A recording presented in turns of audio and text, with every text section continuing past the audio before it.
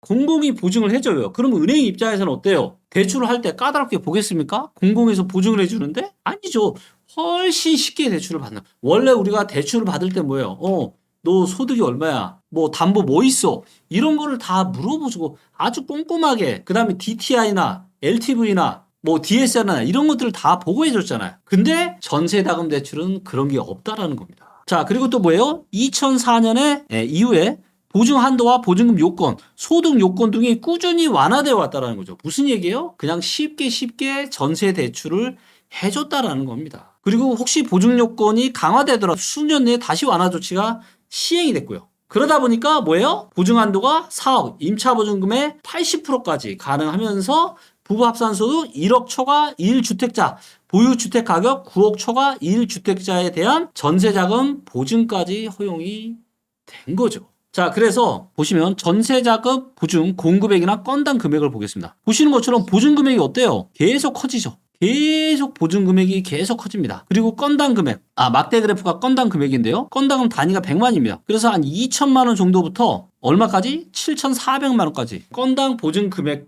규모도 계속 커지고 전세 자금 보증 공급액도 빨간색 요 선, 요것도 계속 이렇게 커져왔다는 거죠. 자, 그래서 한도는 늘려주고 전세자금 대출을 받을 수 있는 요건을 완화를 해주고 그러다 보니까 전세 시장이 유동성이 몰리겠습니까? 안 몰리겠습니까? 그리고 이거는 사람들의 소득이나 이런 것들은 상관없이 그냥 엄청나게 몰리겠죠. 그래서 요거 너무 잘 정리를 해놨던데 자, 이제 보시면 2010년에 보증보험 한도를 1억에서 1억 5천만으로 상회했고요. 그 다음에 보증보험 한도를 또 70에서 80%로 늘렸습니다. 그러니까 80%까지는 공공에서 보증을 해주는 거죠. 최대의 경우에도 20%만 손해보면 돼요. 그러니까 은행 입장에서는 뭐 완전 그냥 얼마나 좋았겠어요. 공공이 보증을 해준다는데. 자, 그 다음에 이게 오피스텔이 안 되는데 오피스텔이나 노인주택, 노인복지주택을 또 지원 대상에 포함을 시켰습니다.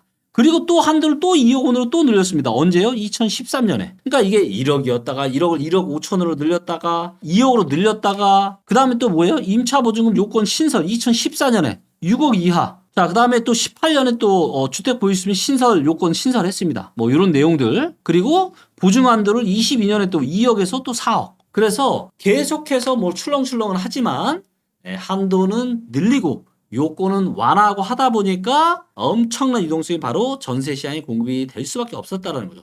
자, 여기에 그러면 최근은 어떤가 제가 봤더니 최근 전세자금 대출 찾아봤더니 이제는 요것만 충족하면 됩니다. 임차보증금 7억 원, 수도권 이외에는 5억 원 이하이면 됩니다. 임차보증금이. 그 다음에 임차보증금의 5% 이상을 지급한 세대주일 것.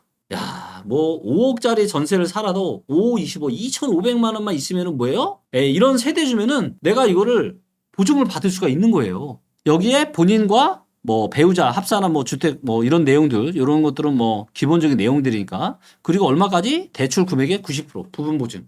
와, 이렇게까지 지금 보증을 해준다라는 거 엄청나죠. 근데 만약에 정부에서 한도도 풀고 막 규제도 완화해줘요. 그런데 만약에 대출 이자가 비싸. 그러면 또 규모가 그렇게 커지지 않았겠죠. 자, 그런데 2013년 이후로 전세 대출의 규모가 이렇게 커진 또 하나의 배경은 뭐냐?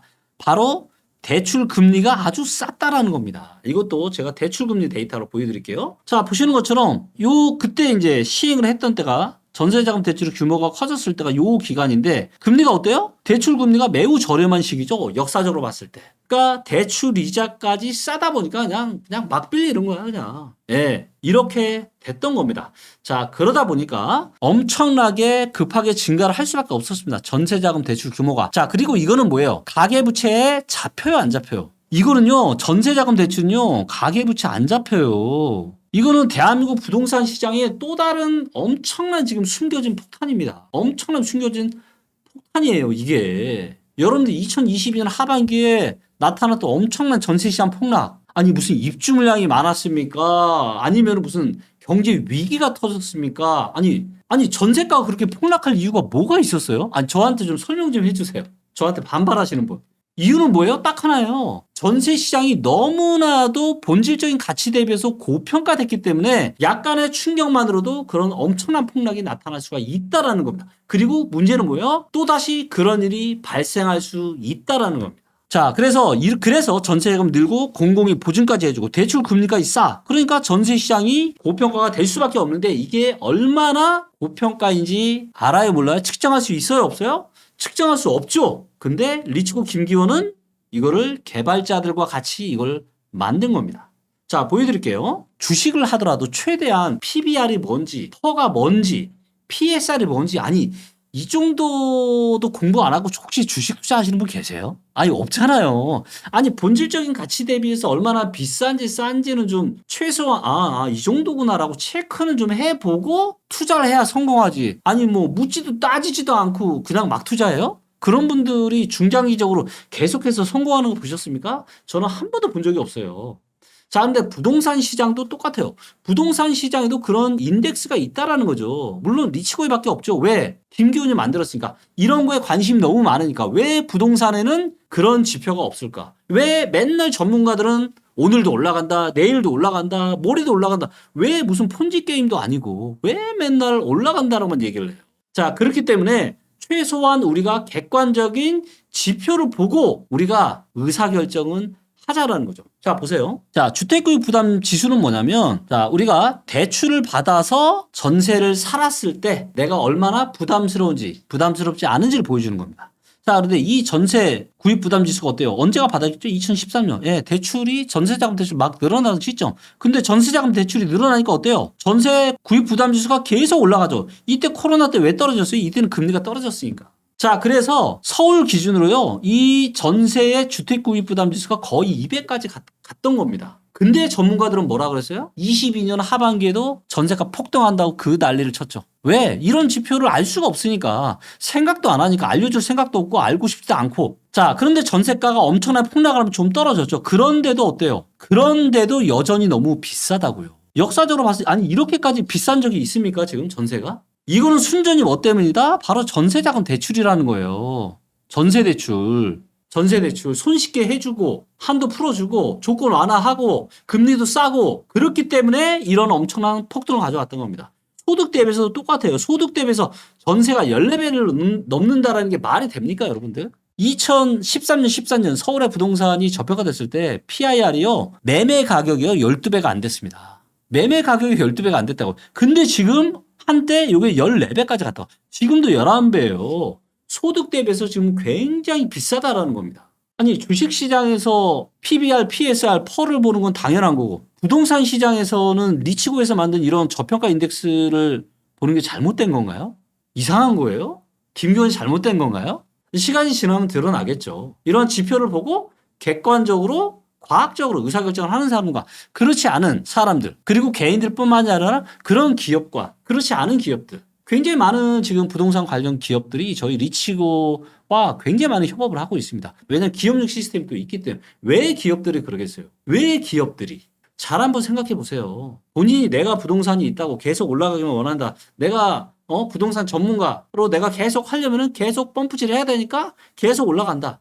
좀 그렇게 좀 안 해야 되지 않겠습니까? 그걸 안 하려고 제가 이 힘든 창업의 길을 제가 선택을 한 겁니다. 누군가는 이런 길을 좀 걸어야 되지 않겠습니까? 아니 언제까지 계속 이빨만 털면서 공급 부족하고 서울만 살아 강남만 살아 이런 얘기 할 거예요. 아닙니다. 이제는 세상이 완전히 바뀌고 있다는 겁니다. 자 여기에 지금 뭐예요? 이 전세 대출이 전세 사기까지 이어진다는 겁니다. 이게 정말 심각한 거죠. 정부 관계자분들 정말 잘 들어주세요. 우리가 정책을 펼칠 때는요, 이 부작용에 대해서도 굉장히 많은 고민을 좀 하시고 이 정책들을 만드셨으면 좋겠습니다. 전세 대출을 이용한 전세 사기 사례를 좀 볼게요. 시세가 1억인 주택이 있다라고 가정을 해 보겠습니다. 얘가 1억짜리예요. 자, 그래서 시세가 1억짜리를 감정평가사한테 비싸게 해서 얘를 한 2억짜리로 둔갑을 시키는 거죠. 2억짜리로. 자, 그리고 거기서 또 중개사들은 뭐예요? 이거를 2억짜리 지금 감정평가 받았으니까 전세가 한 1억 5천 원 되지 않겠냐라고 해서 임대차 계약을 임차인한테 세입자한테 이거를 하게 하는 겁니다. 자 그러면 금융기관에서는 뭐예요? 금융기관에서는 1억 5천에 80% 즉 1억 2천까지는 대출을 해주는 거죠. 그러면 30% 즉 얼마예요? 3,500만 원만 내 돈 있으면 은행에서 그냥 해준다라는 거죠. 그리고 또 뭐예요?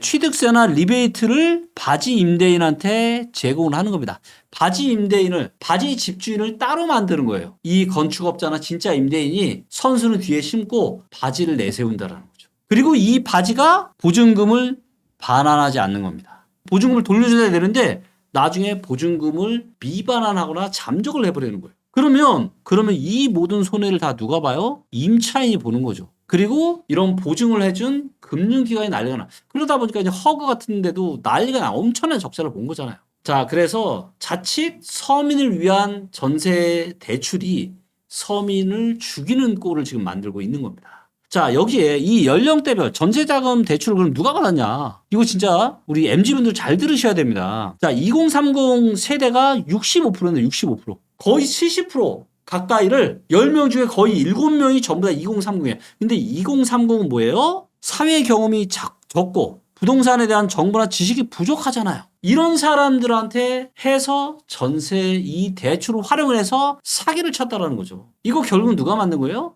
정부의 무분별한 전세 대출이 이렇게 만든 겁니다.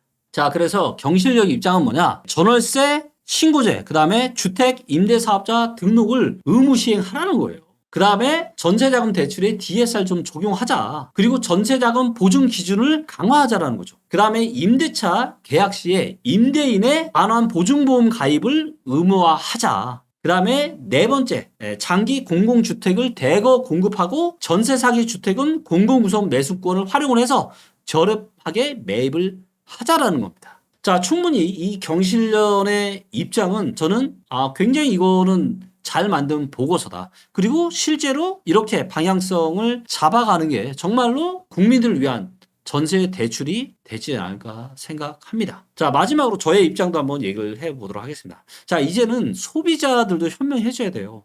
자, 내 재산 누가 지켜주나요? 지금 전세 사기 당하고 이러신 분들 있잖아요. 정부에서 내 재산 지켜줘요? 아무도 지켜주지 않습니다. 나만 망가지는 겁니다. 나만. 자, 그렇기 때문에 중개사 말 믿어야 돼요? 그냥 일부 지금 유튜브에서 얘기하는 아무런 근거 없이 떠들어대는 이런 부동산 전문가 말을 믿고 해야 되느냐라는 거예요. 내 인생을 살아야 되느냐라는 거죠. 아니라는 거죠. 제발 좀 데이터를 보자. 주식 투자에서는 PBR, PSR 보는 게 당연한 건데 왜 부동산에서는 그런 지표를 안 보냐라는 거죠. 그렇기 때문에 최소한 매매가든 전세가든 실거래가 이제는 리치고가 됐건 어디가 됐건 다 볼 수 있잖아요. 내가 관심 있는 부동산, 매매가, 실거래가, 또 건물 토지 같은 경우도 AI 추천가를 저희가 다 만들어 놨기 때문에 최소한 터무니없는 그런 눈탱이는 안 맞을 수 있단 말이에요. 자, 그리고 또 뭐 해야 돼요? 공부를 좀 하자라는 거죠. 좀 인생 좀 쉽게 살지 말자라는 거죠. 부동산 관련해서 사기 맞고 뭐하고 이런 게 정말 많습니다. 상상 이상으로. 여러분들 상상을 초월합니다. 그렇기 때문에 제발 좀 공부 좀 하자. 내 재산을 지키려면 공부해야죠.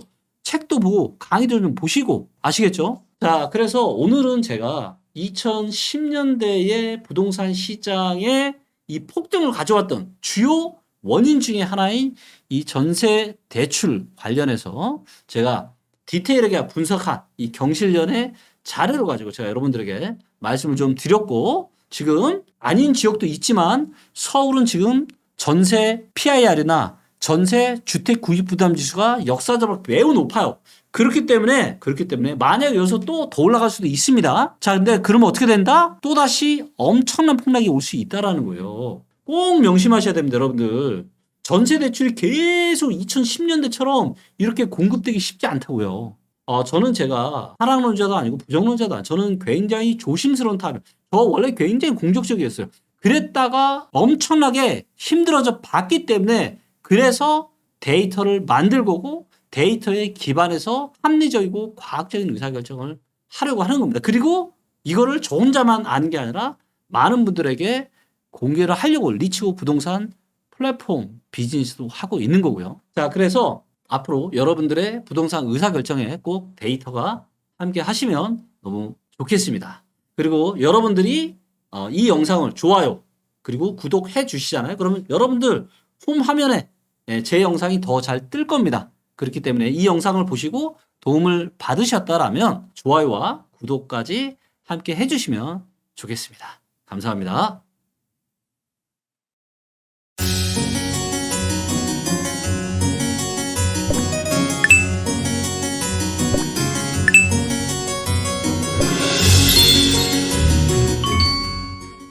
전국적으로 지역마다의 이제 부동산 시장의 흐름이 다 다른데요. 그래서 경상도에 사시는 분, 충청도에 사시는 분, 광역시에 사시는 분들에 따라서 내 집 마련을 언제 할지가 굉장히 중요한 이슈인데요. 바로 이 부분을 리치고 멤버십에서 해결을 해 드리려고 합니다. 그래서 매주 화요일, 목요일에 정각 12시에 라이브로 진행을 할 예정이고요. 전국 어디라도 내 집 마련에 대해서 궁금한 분들 계시면 이 멤버십에 가입하시면 같이 소통하면서 이야기 나누시면 좋을 것 같고요. 짜장면 한 그릇 값이 9,000원에 이 모든 혜택을 가져가실 수 있게끔 준비를 했습니다. 자, 그래서 짜장면 한 그릇 값으로 전국 어디라도 내 집 마련에 대한 이런 좋은 타이밍 잡기 원하시는 분들이 있으신다라면 멤버십에서 인사 나누도록 하겠습니다.